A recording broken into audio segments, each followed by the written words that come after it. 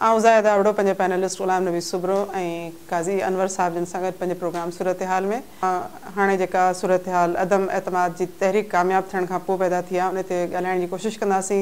कुझु point of view असांजा तव्हांखे असां ॿुधाईंदासीं त अदम एतमाद जे कामयाब थियण खां पोइ जेका सूरत हाल हींअर गवर्नमेंट खे पेश आहे उहा तमामु घणी क्रिटिकल आहे ऐं गवर्नमेंट जेका गॾियल पार्टियुनि हिकिड़ी हुकूमत ठाही आहे इतिहाद में उन्हनि खे पाण खे जेके आहिनि से काफ़ी मसइला हींअर दरपेश आहिनि। महांगाई जो बि जेको आहे सो मसइलो आहे त उन्हनि जो वज़ारतुनि जो मसइलो आहे उन्हनि जो त उन्हनि ते बि ॻाल्हाइबो ऐं उन खां अलावा इमरान ख़ान ते जेको फॉरेन फंडिंग जो केस अचण वारो आहे उहो ॾिसूं त उन ते असांजा जेके पैनलिस्ट आहिनि उन्हनि जी छा राय आहे।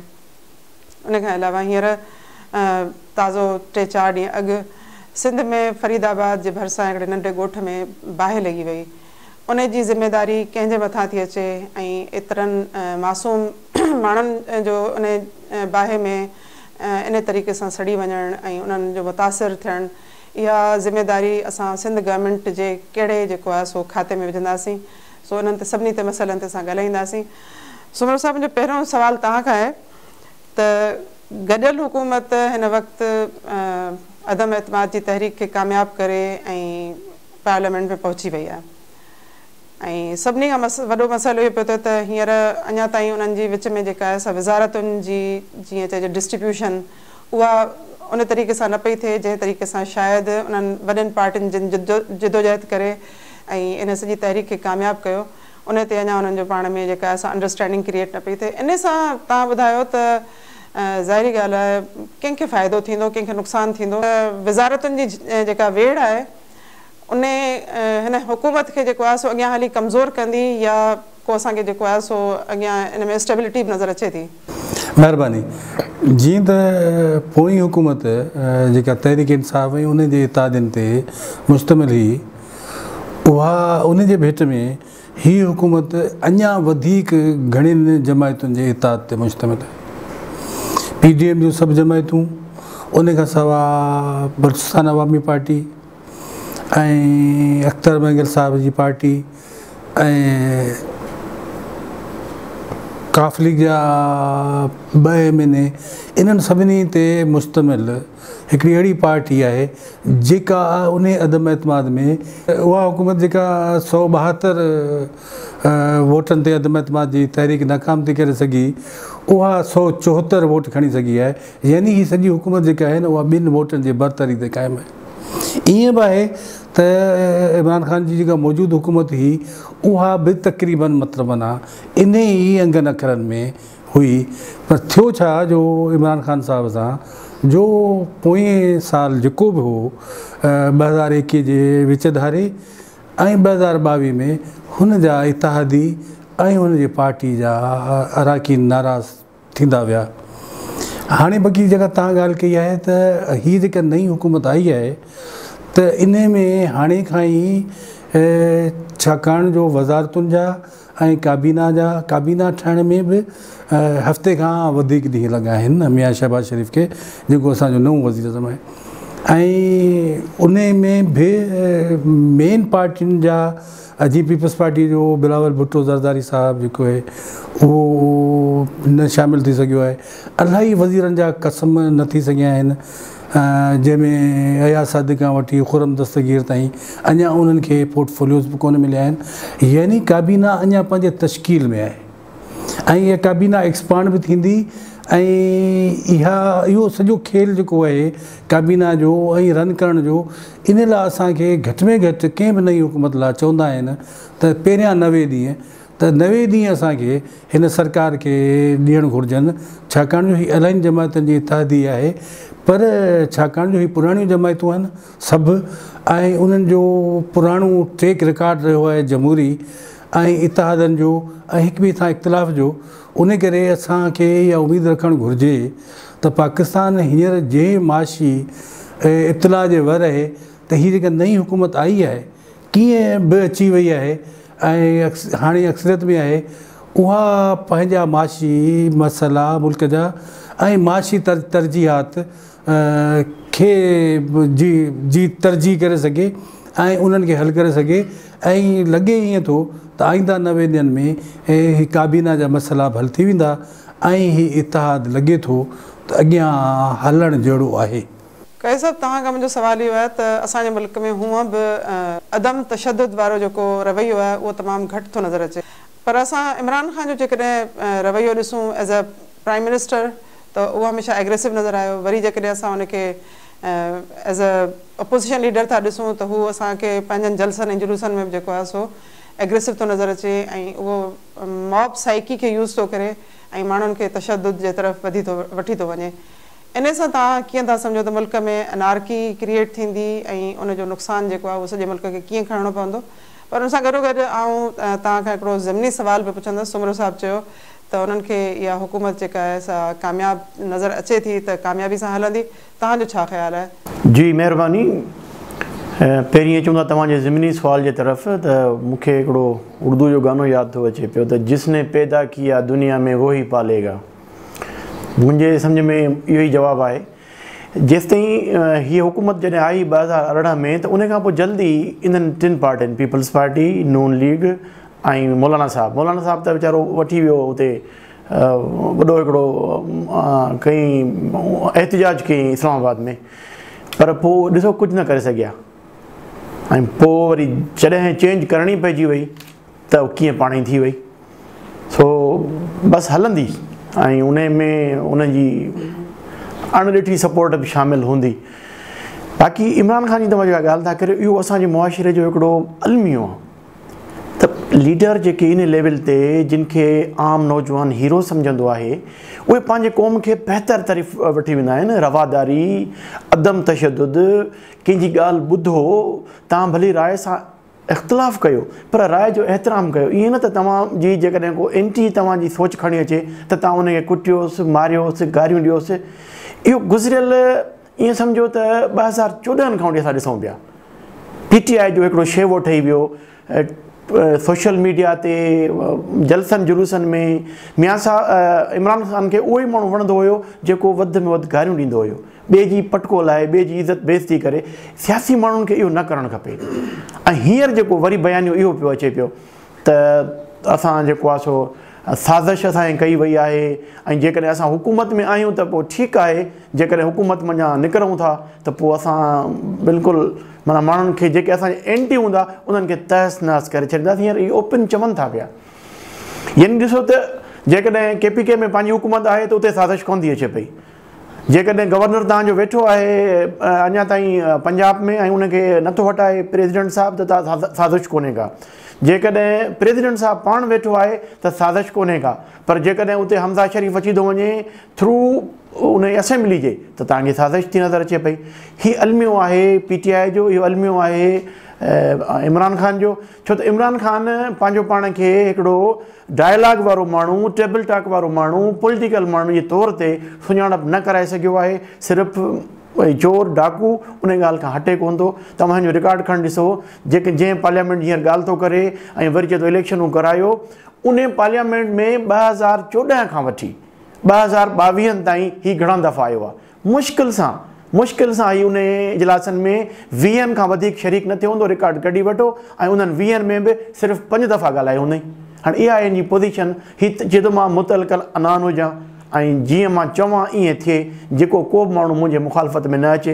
इन जे करे ही अनारकी वारे पासे माण्हुनि खे वठी थो वञे, जेको इंतिहाई नुक़सानकार आहे नौजवाननि जे लाइ, पंहिंजे मुल्क जे लाइ। त इन खे साझावंद माण्हू बहितर नमूने सां कनि। इख़्तिलाफ़ केर बि करे, पार्टी कहिड़ी बि हुजे, पर इख़्तिलाफ़ जा हिकिड़ा उसूल हूंदा आहिनि, लिमिट्स हूंदा आहिनि, उहे क्रॉस न करणु खपनि। सुमरो साहिबु, हाणे तव्हां खां सवाल आहे, PTI मुस्तक़िल हिकिड़ो नैरेटिव जेको एंटी अमेरिकन नैरेटिव जेको आहे उहो क्रिएट करण जी कोशिशि कई आहे। उन खां पोइ हाणे हू जेको आहे सो इन ॻाल्हि जो बि हिकिड़ो इज़हार करे रहियो आहे इमरान ख़ान पंहिंजे ॻाल्हि ॿोल में या मुख़्तलिफ़ मीडियम्स ते, त मुंहिंजो फॉरेन फंडिंग वारो केस जेको आहे उहो जल्दी खोलियो वेंदो ऐं असांजी PTI खे जेको आहे बैन कयो वेंदो। त फॉरेन फंडिंग जो केस जेकॾहिं खुली थो वञे ऐं उनजो फ़ैसिलो थो अचे, तव्हांखे केतिरे हद ताईं लॻे थो त उहो PTI जे लाइ जेको आहे सो वाक़ई मुसीबत क्रिएट करे सघे थो? तव्हांजो सुवाल जीअं त इमरान ख़ान साहिबु जी अमेरिका ॾांहुं जेका आङिर आहे ऐं उनजो जेको इल्ज़ाम आहे उनखे बि एड्रेस करियूं था, उनजो बि जवाबु ॾियूं था। फॉरेन फंडिंग केस ते बि ॻाल्हायूं था। हींअर काज़ी साहिब जी ॻाल्हि ख़तमु थी त काज़ी साहिब चयो त हीअ जेका न साहिब वारी ॻाल्हि आहे जेका असांजे हिन पसमानदा माशरे में ऐं माण्हुनि खे हिकिड़ो मसीहा ऐं हिकिड़ो मुसलह करे पेश कंदड़ माण्हू इमरान ख़ान साहिबु जेको पाण चवंदो आहे त फैमिलीज़ ठीकु थियणु घुरिजनि, क़ौम जो किरदारु ठीकु थियणु घुरिजे ऐं पंहिंजे तकिड़ुनि में उहो कोशिशि थो करे त हुनजी किरदार साज़ी जी ॻाल्हि करे ॿिए पासे जी काज़ी साहिबु चयो त हू हिकिड़े शोर बर्पा थो करे त तव्हां एयरपोर्ट ते वींदड़ माण्हुनि जो बि घेराव करे छॾियो, माण्हू जेके होटलुनि ते मानी खाइण वञनि उन सां बि तव्हां विड़ी पोइ ऐं हीअं अपोज़िशन बि करे पई जी। वरी अपोज़िशन हींअर मुस्लिम लीग नवाज़ लंदन में जमामा ख़ान जे घर जे ॿाहिरां मुज़ाहिरो कयो, जेको बि मतिलबु माना मुनासिबु कोन्हे ऐं सभिनी पार्टियुनि खे गॾिजी इहा सोचणु घुरिजे त असीं एतिरो शोर बर्पा करे हिन माशरे में एतिरो गोड़ करे असीं जेको माना मुल्क पंहिंजे माशी जंग में आहे ऐं जेको इंतिहाई नामुनासिबु ऐं ॾाढी ॾुखियुनि माशी हालतुनि में आहे उनखे असीं लालेस रिस ऐं अनारकी ऐं निराजत जे तरफ़ वठी वञूं ऐं गोड़ ऐं शोर जे तरफ़ वठी वञूं। मूंखे मीर तकी मीर जो हिकिड़ो शेर थो यादि अचे त पर शायदि शाइर सियासतदान लाइ अहम नथा हुजनि। मीर जो शेर था पढ़ूं, ले सांस भी आहिस्ता कि नाज़ुक है बहुत काम, ले सांस भी आहिस्ता कि नाज़ुक है बहुत काम, आफाक की इस कारगाहे शीशा गरी का। सो माशरा ऐं समाज जेके आहिनि उहे ॾाढा नाज़ुक आहिनि, उन्हनि खे असांजा जी काई साहिबु ॻाल्हि कई त सभिनी सियासी पार्टियुनि खे हिन मुल्क जे सभिनी सिविल सोसाइटी खे गॾिजी इहो जेको इंतिहा पसंदी जो ऐं इहो जेको अनारकी जो ऐं इहो जेको अणसाहिब जो जेको अंसर आहे उहो असांजी सोसाइटी मां जेतिरो जल्द निकिरे ओतिरो उहो असांजे मुल्क जे अमन ऐं तरक़ी लाइ उहो ज़रूरी आहे।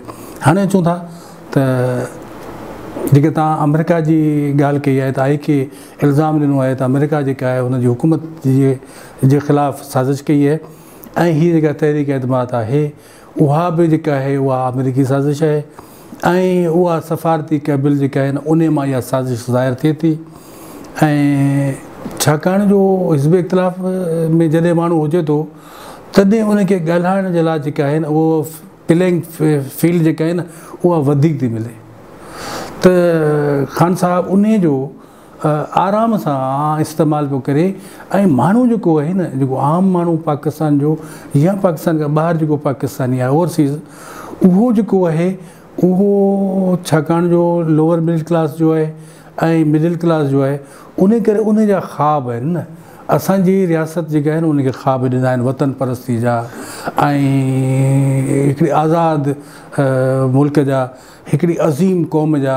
इहो नैरेटिव इमरान ख़ान खां पहिरीं बि लीडर ॾींदा रहिया आहिनि, जनरल ज़ियाउल जे ज़माने खां वठी इहो जेको मतिलबु माना इमरान ख़ान ताईं फिस्तायत जो जेको नैरेटिव आहे न उहो जेको आहे उहो रियासत खां वठी हाणे आम माण्हुनि में मुंतक़िल थी वियो आहे। ॾुख जहिड़ी ॻाल्हि इहा आहे। इहो मज़हर जेको आहे इहो ॾाढो ख़तरनाक आहे त रियासत इहो आहिस्ते आहिस्ते करे फीड कंदी रही ऐं माण्हुनि उनखे क़बूल करे वरितो आहे। असांजो लोअर मिडिल क्लास ऐं मिडिल क्लास उनखे क़बूल करे वरितो आहे जेको मुनासिबु कोन्हे ऐं असीं त ग़ुरबत जे ग़ुलामी में आहियूं, असीं त नाख़्वानगी जे ग़ुलामी में आहियूं, असीं त बीमारियुनि सां पिया विढ़ूं, असीं त मतिलबु माना इलाही शयुनि जा ग़ुलाम आहियूं।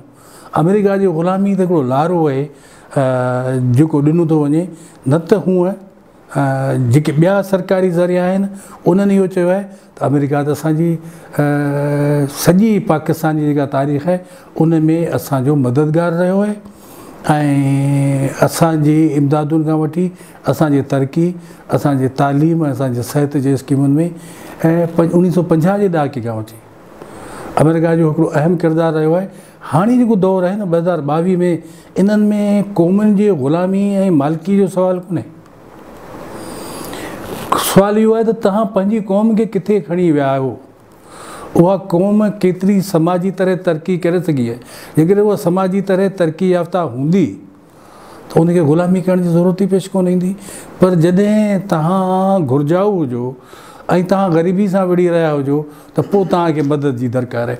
हाणे अचूं था फॉरेन फंडिंग केस ते। फॉरेन फंडिंग केस न को अपोजिशन दाख़िल कयो आहे ऐं PTI जा जेके बुनियादी मेंबर हुआ ऐं ख़ान साहब जो तमामु उन ज़माने में वेझो दोस्त रहियो आहे अकबर एस बाबर, उन इलेक्शन कमीशन में फॉरेन फंडिंग ते दरख़्वास्त ॾिनी हुई त इहा जेका फंडिंग आहे इहा ममनू फंडिंग आहे। यानी हुनजो जेको इल्ज़ाम आहे त इहा जेका आहे उन्हनि मुल्कनि खां जिन खां न वठणी आहे पाकिस्तान जे इंतिख़ाबी क़वानीन में, इलेक्शन कमीशन जे क़वानीन में, उन करे उहो इलेक्शन कमीशन वटि वियो आहे। ऐं इन नमूने जा वरी सर्टिफिकेट्स जा कारण जो इमरान ख़ान साहिबु ॾींदो रहियो आहे। ऐं उहे अकाउंट जेके आहिनि उहे पार्टी जा माना फार्मर स्पीकर खां वठी फार्मर गवर्नर इमरान इस्माइल ताईं इहे सभु उहे अकाउंट ऑपरेट कंदा रहिया आहिनि। त हाणे हिकिड़ी दरख़्वास्त हुई PTI जी इलेक्शन कमीशन जे फॉरेन फंडिंग जे केस में, उते उन दरख़्वास्त खे रद्द करे इस्लामाबाद हाई कोर्ट जे जज साहिबु इहो चयो त फॉरेन फंडिंग केस छाकाणि जो तमामु घणो पुराणो आहे, उन करे जो फ़ैसिलो हिकिड़े महीने जे अंदरि अचणु घुरिजे।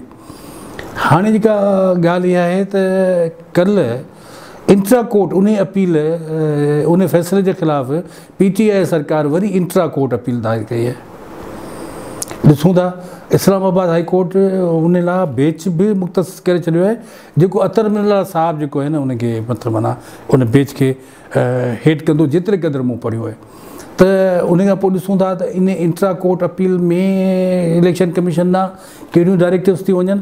जेकॾहिं पाण इहो सम्झूं त महीने जे अंदरि फॉरेन फंडिंग केस जो जेके पाण चवंदा ममनूआ फंडिंग केस आहे उनजो फ़ैसिलो थो अचे त उन जूं जेके माना ॻरा जेके ॿार PTI ते पहुची सघनि था उहे आहिनि त उनखां सिंबल फुरे सघिजे, यानी बेट जो निशान ते इलेक्शन न थी सघे।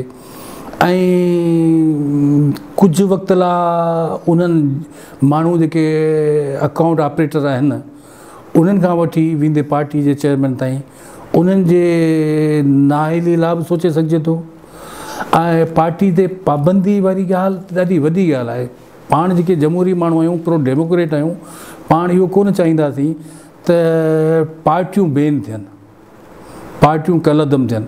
मादी में 70 जे ॾहाके में अवामी नेशनल पार्टी खे कलदम करार ॾिनो हुयो, उहा घणो वक़्तु कलदम कोन रही सघी। NDP जे नाले जे नेशनल डेमोक्रेटिक पार्टी जे नाले ते शेरबाज़ मज़ारी ऐं बेगम नसीम अली ख़ान जे अॻुवाणी में उन कमु करणु शुरू कयो। अॻिते हली अवामी नेशनल पार्टी अॼु ॾींहं ताईं क़ाइमु आहे। त पार्टियुनि ते पाबंदी का माना कोन थी रखे। ऐं नथो सम्झां त इलेक्शन कमीशन एतिरो सीवर डिसीजन कंदी, पर छाकाणि जो ॾिनल त आहिनि त इख़लाक़ी तरह जेकॾहिं उहे मिलियन्स रुगो फाइन ई भरणो पइजी वञे त भई इहे तव्हां वापसि जमा करियो, त ईमानदारी जी जेका दावा आहे त साहब त ईमानदार आहे, उहा दावा जेका आहे न उहा लुड़ी वेंदी। कैद साहब तव्हां खां सवाल इहो आहे त हींअर जेका गवर्नमेंट आहे उन खे ख़बर हुई त इमरान ख़ान जी मुंहिंजे ख़्याल में टेन्यर खे ख़तमु थियण में 12-13 महीना वञी जेके आहिनि से बचा हुआ। त अहिड़ी तमामु क्रिटिकल जेका आहे सा टाइम ते हुननि छो जेको आहे इमरान ख़ान जी गवर्नमेंट जे ख़िलाफ़ु अदम एतमाद जी तहरीक आंदी ऐं हिननि खे बि जेके मसइला दरपेश आहिनि ऐं सम्झां थी त उहे तव्हां असांखे ॿुधाईंदा त छा उहे गॾियल इतिहाद जी हुकूमत खे हलणु ॾींदा या कोन हलणु ॾींदा, ऐं जेकॾहिं नुक़सानु पहुतो त उनजो फ़ाइदो ज़ाहिरी ॻाल्हि आहे त असांजी कहिड़ी जमायत खे वञी पहुचंदो। उनखां अलावा तव्हां असांखे इहो ॿुधायो त इमरान ख़ान जे हीअं बि सुमरो साहिबु ॿुधायो त जेकॾहिं उहे फॉरेन फंडिंग केस खुली थो वञे ऐं उहे सॼा पैसा ज़ाहिर थी था पवनि त पोइ ज़ाहिरी ॻाल्हि आहे त पार्टी जे मथां हिकिड़ो जेको आहे बैन बि अची सघे थो, जेका हिकिड़ी तमामु सिवियर क़िस्म जी जेका आहे सज़ा हूंदी पार्टी जे लाइ। पर असां ॾिसूं था त असां इमरान ख़ान खे अदालत जे तरफ़ां जेको आहे सो सादिक ऐं अमीन जो लक़ब मिलियो, पर वरी उनजे मथां जेको आहे सो तोशाखाना मां जेके आहिनि से गिफ्ट बि खणण जो जेको आहे सो इल्ज़ाम लॻे थो। इहे सॼियूं सूरत हाल जेको आहे न अवाम में हिकिड़े लीडर जो जेको आहे सो पिक्चर खे कीअं थियूं ठाहिनि? ॾिसो, फॉरेन फंडिंग या ममनूआ फंडिंग ते त सुमरो साहब ब्रीफली तव्हांखे ॿुधायो, मां उन में सिर्फ़ु 2 या 3 जुमिला एड थो करियां त ही जेको हींअर इनखे तेज़ी सां इलेक्शन कमीशन में खे डायरेक्टिव मिलियूं आहिनि इस्लामाबाद हाई कोर्ट जूं, त इनखे 1 महीने जे अंदरि उकलायो। उहो ईअं सम्झो त जेको अकबर एस बाबर आहे उहो गुज़िरियल 8 सालनि खां वठी इन केस खे बिल्कुलु ओपन करे छॾियो आहे ऐं बिल्कुलु क्लीन आहे। ऐं इहो स्टेट बैंक जो इहो आहे, पंहिंजी रिपोर्ट आहे त $65 लख ग़लति तरीक़े सां PTI जे अकाउंट्स में आया आहिनि। अच्छा, 11 अकाउंट्स अहिड़ा आहिनि जंहिंमें असद कैसर जा आहिनि या की ॿिया हिन जा नाले वारा आहिनि, उन्हनि खे हाणे त ओन ई कोन थी करे PTI। त PTI खे इहो प्रॉब्लम रहंदो ऐं इन जो अञा हिकिड़ो वॾो ॿियो आहे क़ानूनी तौर ते, आइनी तौर ते इलेक्शन कमिशनर वटि या इलेक्शन कमीशन वटि इहो बि हुन वटि अख़्तियार आहे त जेको चेयरमैन हुजे उन पार्टी जो जंहिं ते साबित थी वञे ममनूआ फंडिंग, त उनखे 3 साल ताईं जेल बि मोकिले सघे थो। बाक़ी जेका तव्हां ॻाल्हि कई आहे ईमानदारी वारी, त ईमानदारी जो जेको चूरण खपाइणु शुरू कयो इमरान ख़ान, त ही था कनि पिया, चोर आहिनि, ख़ज़ाने खे ख़ाली था कनि पिया, हींअर उहो वरी वापसि थो पंहिंजी ॻाल्हि करे त मुंहिंजो तोहफ़ो मुंहिंजी मर्ज़ी। ॾिसो, तोशाखाने जो जेको सबबु इहो हूंदो आहे त जॾहिं बि का बि डेलीगेशन ईंदा आहिनि या वेंदा आहिनि त उतां जी हुकूमतूं उन्हनि खे गिफ्ट कंदियूं आहिनि। उहे गिफ्ट इन करे तव्हांजे तोशाखाने में जमो थींदा आहिनि त सुभाणे जॾहिं उतां जो ॿाहिरि मुल्क जेको डेलीगेशन अचे त उन्हनि खे बि तव्हां गिफ्ट ॾींदा आहियो। उहो गिफ्ट उहा तव्हांजी स्टेट ॾींदी आहे, स्टेट खे टैक्सिस आवाम थो ॾिए पियो। त जॾहिं तव्हां गिफ्ट आवाम जे पैसनि सां ॾियो था ॿियनि मुल्कनि जे डेलीगेट्स खे या उन्हनि जे अॻुवाणनि खे, त पोइ जेके तव्हांखे गिफ्ट मिलनि था न उहे बि आवाम जा आहिनि, उहे हिकिड़े माण्हू जा न आहिनि। उहे प्राइम मिनिस्टर खे नथा मिलनि पिया, उहे इमरान ख़ान खे नथा मिलनि, पर प्राइम मिनिस्टर ऑफ पाकिस्तान खे मिलनि था।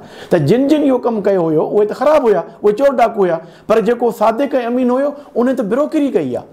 मतिलबु घटि पैसनि में वठी, हिकु त उनजी रेट मार्केट रेट घटि लॻायो वियो, उन खां पोइ वरी उन ते 10 to 20% पे करे, अच्छा उनखे वरी पाण वटि बि कोन रखी, खपाए छॾियो अथई ऐं जंहिंजे लाइ तमामु सख़्तु आयो आहे।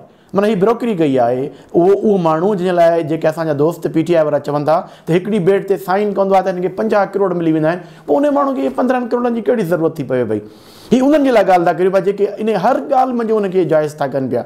त जेकॾहिं यूसुफ रज़ा गिलानी पंहिंजो हार वरितो ग़लति कई, पर रखियईं त पाण वटि न। जेकॾहिं नवाज़ शरीफ़ BMW वरिती, ग़लति कई, पर रखियईं त पंहिंजो पाण वटि न। हिन मोहतरम त वरी वठी वरी खपाए छॾिया मार्केट रेट ते, उहे पैसा वठी छा थो चए मां हाणे बनी ॻाल्हि रोड ठाराए वरितो आहे। हाणे हीअ माण्हू जेकॾहिं उनखे सच सम्झनि था त अजीब ॻाल्हि आहे। बाक़ी इहो बि हिन केस ॻीचीअ में थो पवे पियो, छो त कोर्ट वाज़े ॾेई छॾियो त इहो ग़लति कमु थियो आहे ऐं इन्हनि खां जिन जिन तोशाखाना मां फ़ाइदो वरितो आहे गुज़िरियल 20 साल जो रिकॉर्ड बि ॾियो, उनखे बिल्कुलु ओपन कयो, ॾियो मीडिया खे, ॾियो माण्हुनि खे एक्सेस ॾियो, छो त पैसा माण्हुनि जा आहिनि। सो इहो हिननि खे इहे मुख़्तलिफ़ केस हिनखे हींअर पवंदा, इन जे करे ई जेके अहिड़े क़िस्म जो वठे पियो कावड़ वारो सभिनी ते, इवन इस्टेब्लिशमेंट खे ओपन थो चए पियो। इलेक्शन कमिशनर मूंखे जेको आहे सो इस्टेब्लिशमेंट चयो तॾहिं मूं रखियो आहे, या काज़ी फ़ाइज़ ईसा जो केस जेको आहे सो ग़लति थियो। त हाणे उहे ॻाल्हियूं पियो करे जेके हिनखे हाणे लॻे थो त कुझु अक़ुलु अचे थो पियो, पर हाणे देरि थी वई आहे। तव्हांजो सुवालु इहो हुयो त भला जॾहिं हुकूमत इमरान ख़ान जी ड्रही पे, वज़न पंहिंजे में वही पे, त पोइ आख़िर हिननि खे कहिड़ो मसइलो थियो उन वक़्त जी मुतहदा अपोज़िशन खे त हिन खे हटायो वञे? इहो मसइलो इहो ओपन थी वियो हींअर। इहो मसइलो अक्टूबर खां शुरू थियो आहे। इहो मसइलो हींअर लिक न रही आहे। माना इमरान ख़ान बि हींअर ओपन थो चए पियो। इमरान ख़ान चए थो त जॾहिं इहो फ़ैसिलो थियो पिए त असां फैज़ हमीद साहब जेको हींअर कोर कमांडर पेशावर आहे उन खे असां कंटिन्यू करणु चाहियूं था पिया, ISI जो DG। त पंहिंजी जेको फ़ौज जो हिकिड़ो पंहिंजो सिस्टम आहे, इन त असां ॻाल्हाए चुका आहियूं पहिरीं उन वक़्त में जॾहिं इहो कमु थियो हुयो, त असां चयो त भई हाणे पंहिंजे हिकिड़े पेज ते न रहिया आहिनि।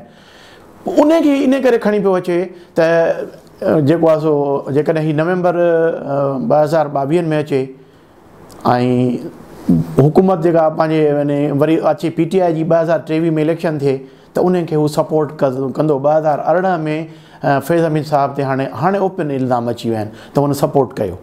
इहो हाणे लिखे कोन थी, हाणे पूरी मीडिया ॻाल्हि थी करे, इन करे असां ॻाल्हि करे था वठूं पिया। त उनखां पोइ उनखे एक्सटेंशन ॾियूं, माना 3 साल, जेकॾहिं 2022 खां 2025 ताईं रहे फैज़ अमीन साहब, ऐं 2025 में हुनखे एक्सटेंशन मिले त माना 2028 ताईं। ऐं हिन हुकूमत खे साल अञा रहे पियो त उहा 2023 ताईं हले, 5 साल अॻु हुकूमत अचे इमरान ख़ान जी, माना हीउ 2028 ताईं। इहो हिकिड़ो प्रोग्राम हुयो।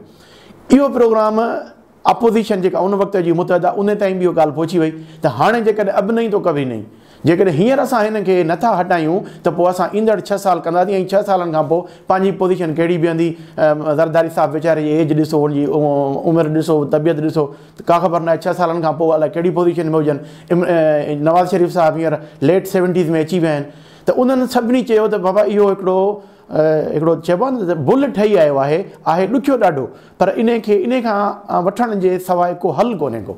सो हीअ चवंदा आहिनि त मरता क्या न करता, उन में विया आहिनि। ही बि परेशान आहिनि, फाथल बि आहिनि, पर उन खां घटि परेशान हूंदा जेका 6 साल हुकूमत PTI जी मुसलसल हले हा। इन जे करे हिननि इहो वरितो आहे, चैलेंज करे वरितो आहे, ऐं उन्हनि जी सपोर्ट बि शामिलु आहे। त सवेल बि ॻाल्हि कई हुई सुमरू साहब त हिननि वटि एबिलिटीज़ आहिनि, बाक़ी जेके थोरा हिन जा मसइला थींदा आहिनि पाण में, उहे जिन आंदो आहे हिननि खे, उहे हिननि खे ठाहे वठंदा। सो ही कोशिशि कंदा त असां हिकिड़े साल ताईं election end of this year या मतिलबु शुरूआति पहिरें साल जी 2023 जी इलेक्शन कराईंदा। इन विच में कुझु बहितरी करण जी कोशिशि कंदा, कैपेबिलिटी आहे हिननि वटि। हाणे ॾिसूं त हीउ केतिरो उन में कामयाबु थियनि था। बाक़ी हिननि खे हुकूमत में अचणु हिननि जे लाइ अंटर हुयो, इन जे करे मजबूरन हुकूमत में आया आहिनि। सुमरू साहब, कंहिं मुआशरे में जॾहिं तब्दीली जा असां अनासिर ॾिसूं था त उन्हनि में असांखे इंसाफ़ जो जेको अंसर आहे उहो सभिनी खां इम्पॉर्टेंट नज़र ईंदो आहे त जुडिशरी जॾहिं इंसाफ़ कंदी आहे त मुआशरे में तब्दीली ईंदी आहे।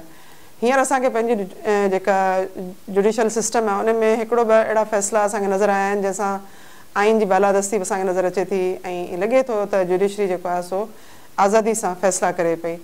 जॾहिं अहिड़ो तव्हांखे मंज़र नज़र अचे त तव्हां कीअं था सम्झो त समाज में कहिड़ी तब्दीली अची सघे थी?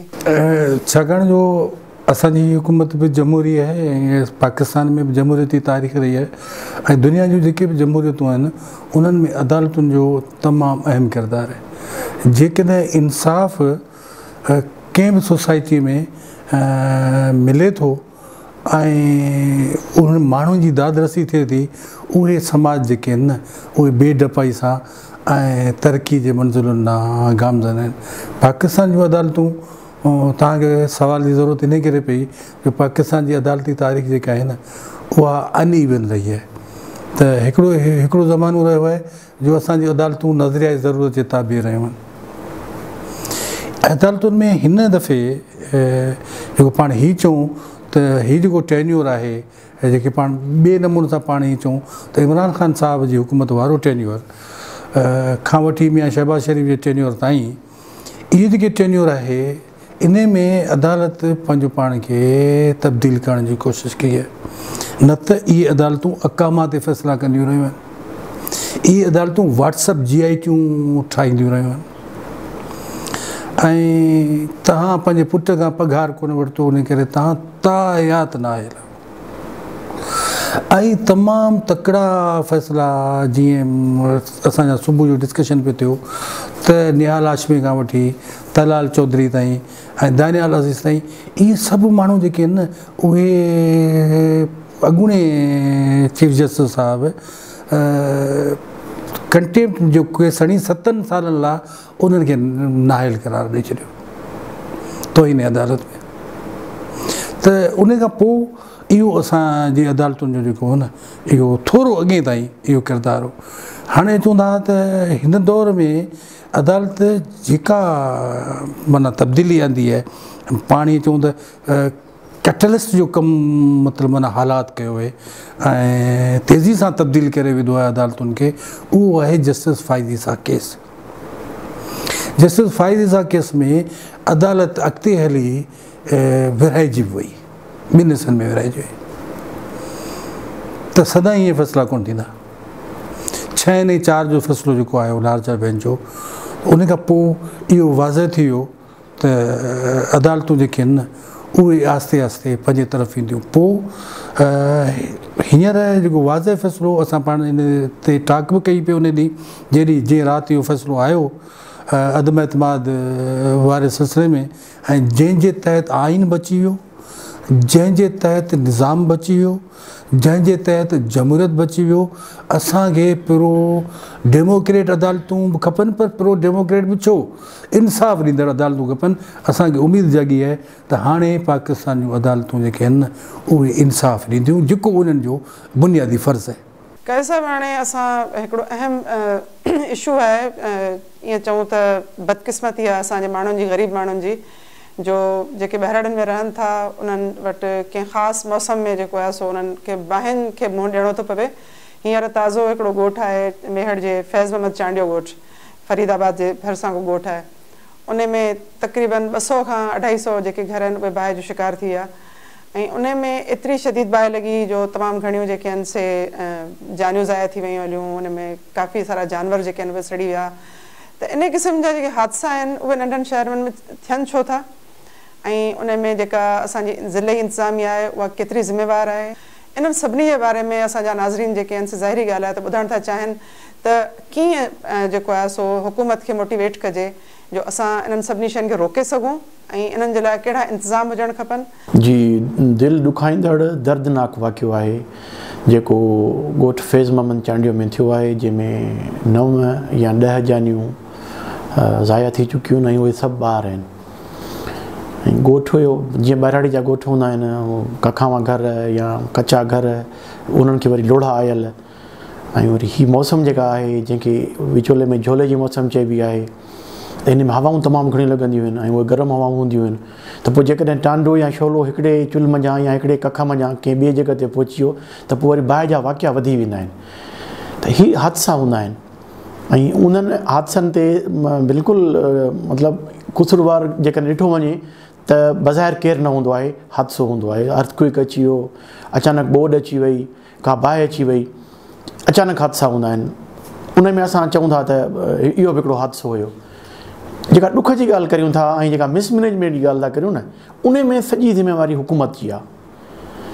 उन वक़्तु हिन वक़्तु ॾिसो सोशल मीडिया जो ज़मानो आहे, तक़रीबन 8 साढा 8 बजे राति जो टाइम हुयो ऐं इहो 9 बजे इहे जेके लाइव पिक्चर्स अची विया हुया तव्हांजे सोशल मीडिया ते, ऐं तव्हांजे उन्हनि ते जेके तव्हांजा लोकल चैनल्स आहिनि उन्हनि ते अची विया हुया। इहो फरीदाबाद दादू खां ऐं मेहड़ खां ईअं सम्झो मुश्किल दादू खां 40 मिंटनि जे पंध ते आहे ऐं मेहड़ खां 20 मिंटनि जे पंध ते आहे। मेहड़ तहलको आहे, उते बि फायर ब्रिगेड आहे मौजूदु, ऐं दादू में बि 9 गाॾियूं फायर ब्रिगेड जूं मौजूदु आहिनि। हाणे जॾहिं एमरजेंसी हूंदी आहे न, इहे छाजे लाइ हूंदा आहिनि, मतिलबु फायर ब्रिगेड वारा छाजे लाइ हूंदा आहिनि त जॾहिं बाहि लॻे, अलाहो तलाहो सड़ी वञे, माण्हू मरी वञनि, उन खां पोइ 24 कलाकनि खां पोइ घंटियूं वॼाईंदा अचनि ऐं जे पाणी हारे अचनि त कूलिंग सिस्टम था करियूं। एमरजेंसी खातो 24 आवर्स अलर्ट हूंदो आहे। उन्हनि जा ड्राइवर, उन्हनि जो पाणी, उन्हनि जूं गाॾियूं ऐं उन्हनि जी जेका कम्युनिकेशन हूंदी आहे उहा पंहिंजे तव्हांजे DC सां गॾु हूंदी आहे, डिस्ट्रिक्ट मैनेजमेंट सां गॾु हूंदी आहे। त उहे विदिन नो टाइम उन्हनि खे रिस्पॉन्ड करिणो हूंदो आहे। त जेकॾहिं राति जो 3 बजे अची थी वञे, किथे को हादसो थिए थो ऐं बाहि थी भरे, त को उनखे ड्राइवर खे घरां उथारणु कोन वेंदा, या ओॾी महिल उन तव्हांजे फायर ब्रिगेड में फायर टेंडर में पाणी कोन भरींदा, उहो ऑलरेडी तयारु हूंदो आहे उन में। इहो जेको उसूल इहो ई आहे। इन जे करे इहे खाता आहिनि त फायर ब्रिगेड जा पैसा जेके टैक्सिस भरनि था, आवाम थो भरे पियो न, उहो DC कोन थो भरे पियो। DC खे दादू वारे खे इहा तौफ़ीक़ न थी त ॿिए ॾींहुं शाम ताईं, माना 24 कलाक गुज़रण खां पोइ बि उन्हनि माण्हुनि जी दिलि जो ई करणु कोन आयो आहे। ऐं हीअ त पोइ तव्हांजी सोशल मीडिया जो प्रेशर हुयो, नेशनल मीडिया जो प्रेशर हुयो। एसि ताईं जो बिलावल भुट्टो ज़रदारी साहिबु इंग्लैंड मां वञी उनखे फ़ोन कई आहे, हितां न कईंसि, हालांकि उन राति हिते हुयो। इंग्लैंड मां वञी फ़ोन कई CM साहिब खे, पोइ ख़बर पइजी वई आहे त न ही त दादू में मुंहिंजो ई पासे जो इलाइक़ो आहे, उते एॾो वॾो हादसो थियो आहे। पोइ उहो साहिबु अची विया आहिनि, पोइ 5-5 लख रुपया उन्हनि खे मिलियो आहे, एड मिली आहे, जेके वीचारा फोत थी विया आहिनि, ऐं जेके बीमार आहिनि उन्हनि खे 2-2 लख रुपया पोइ उन्हनि जा घर भरे ॾींदासीं। उन्हनि जो त ईअं सम्झो तव्हां फुटेज ॾिसो न, त मतिलबु मां छा चवां, त दिलि रोए थी पई न। उहे मायूं जिन कोयलो थियल लाश ॿार जो, उहा त मूंखे चेरी नज़र आई पई। हू वीचारा माण्हू जेके कलाक पहिरीं या 2 कलाक पहिरीं ॾाढो पंहिंजे घर में आराम सां सुता पिया हुया, उहे हाणे ईअं सम्झो त बेवाहन वांगुरु पंहिंजे घरनि जे साम्हूं वेठा आहिनि। न उन्हनि वटि पाणी आहे, न उन्हनि वटि मानी आहे।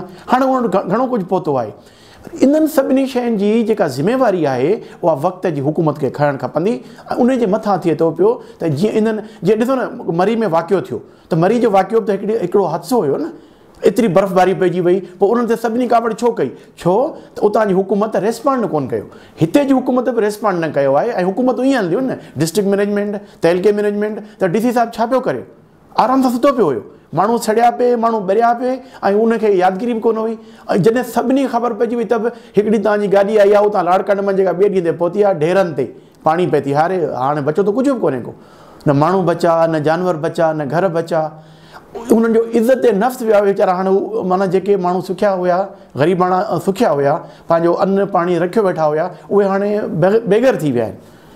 इहो आहे अलमियो असांजे हुकूमतुनि जो त जेके हादसा थियनि था पिया ऐं हिननि मौसमनि में, छो त कुझु माण्हुनि खे तव्हां ॾियो न अवेयरनेस छो नथा ॾियो पिया, जॾहिं तव्हां चओ था त अचे थी असां वटि कोविड थो अचे, तव्हां अरबे रुपया ख़र्च था कयो, तव्हां हलायो था उन्हनि ते टीवियुनि ते इश्तिहार था हलायो पिया त तव्हां पंहिंजो पाण खे सेव कीअं कयो, बचायो कीअं, छो भला हिन वक़्तु जॾहिं तव्हांखे ख़बर बि आहे त ॿाहिराड़ी जा घर कखां आहिनि ऐं उहे वधीक पुरख़तर आहिनि बाहिनि जे लॻण जे करे, त उन्हनि खे उते नौजवान वेठा आहिनि, को अहिड़ी टीम वञे थी डिस्ट्रिक्ट जी वञी कंहिं हर कंहिं ॻोठ में वञी हल्को हल्को प्रोग्राम करे, नंढो नंढो प्रोग्राम, कोई ख़र्चु कोन ईंदो, तबदार खे मोकिले छॾियो, उन ॻोठनि में वञी उन्हनि खे चवनि बाबा तव्हां नौजवान आहियो, ख़्यालु कयो, केयर कयो, पर छो त उन्हनि खे करिणो कोन्हे। हाणे इन मंझां बि इहा जेका हींअर फंड वेंदो न, इहा मां तव्हांखे वरी अफ़सोस सां थो ॿुधायां त हिन मंझां तपदार कमाईंदो, हिन मां मुख़्तियारकार कमाईंदो, माण्हुनि ताईं जेके चेक पहुचंदा उहे कॾहिं पहुचंदा, बसि पोइ उहा ॻाल्हि थी यादि अचे, पोइ त कॾहिं सार लहंदे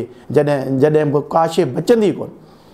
सो हीअ असां ढेर ॾिसूं था पिया रख जा, ऐं असांखे बिल्कुलु उन्हनि जो अहसासु आहे, पर असां उन्हनि जो अहसासु नथा करे सघूं ऐं हुकूमतुनि ते असां इहो चऊं था पिया त अहिड़ा वाक़िया हिकु त रोकियो, माण्हुनि खे अवेयरनेस ॾियो, जेकॾहिं नथा रोके सघियो त जल्दी रैपिड उन्हनि खे, तव्हां वटि पिया आहिनि पूरा खाता पिया आहिनि जिन जो ख़र्च बि अवाम ॾिए थो पियो, टैक्सिस में ॾिए थो पियो, ऐं एमरजेंसी खाता माना 24 कलाक उन्हनि खे अलर्ट रहणो आहे, पर उहे नज़र त कोन था अचनि पिया। छा उन्हनि खाते वारनि खां पुछाणो थींदो, छा DC खां पुछाणो थींदो, कोन थींदो, अफ़सोस आहे। नाज़रीन, उम्मीद आहे तव्हांखे असांजो जो प्रोग्राम पसंदि आयो हूंदो ऐं असांजो चैनल जेकॾहिं तव्हां अञा ताईं सब्सक्राइब न आहे कयो त उनखे ज़रूरु सब्सक्राइब कंदा ऐं बेल आइकन खे ज़रूरु क्लिक कंदा त जीअं असांजो फ्रेश नोटिफिकेशन्स तव्हां ताईं पहुची सघनि। अलाह वाहे।